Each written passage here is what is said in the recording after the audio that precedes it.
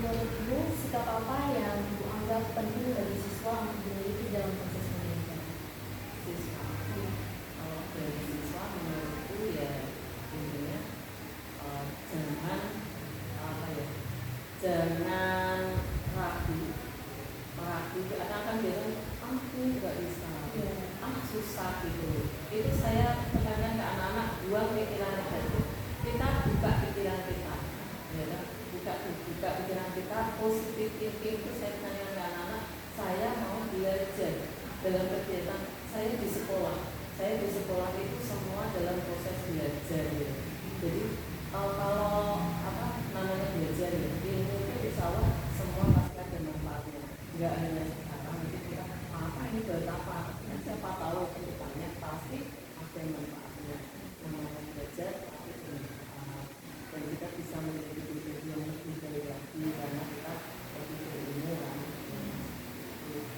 Jadi kita bisa tekankan ke anak dengan istilah pikiran negatif, malas, nggak bisa karena banyak yang pesimis ya.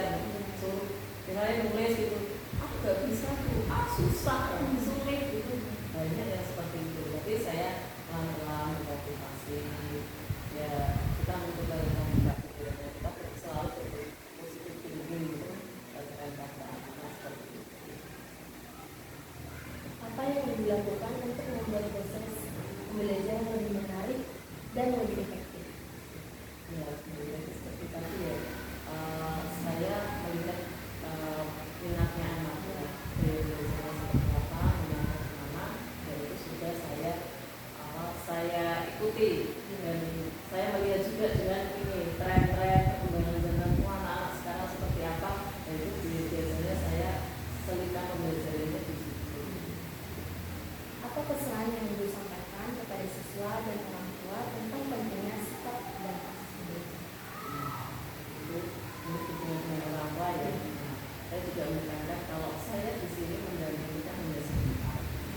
Jadi saya juga koordinasi dengan orang tua, kalau namanya 3 pilar pendidikan itu ya saya jalankan di sini. Itu saya koordinasi dengan wali murid, saya juga sering apa saya informasikan ke wali murid ya.